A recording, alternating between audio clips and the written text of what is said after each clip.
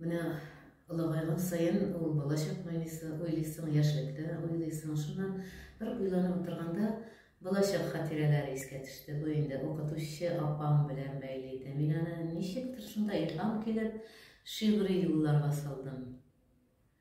Балачактан кайтып киләм әле. Урап болыннарны, су буйларын, мәктәп бусагасын атлап кердем. Еракларга китте уйларым. Укытучы апам каршы алды, утыртты да парта артына, кулга каләм, кара дәфтәр бирде. Үзе язды кара тактага. Акбур тоткан нәфис бармаклары инҗил итеп тезде хәрефләрне.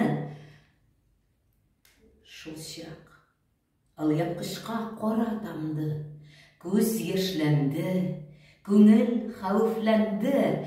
Агып төште кайнар күз яшьләрем, яндырып ике бит алмасын.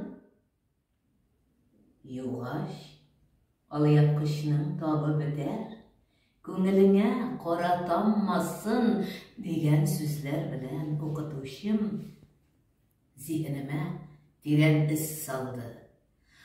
Балачактан кайтып киләм әле, шушы мизгелләрне уйланып.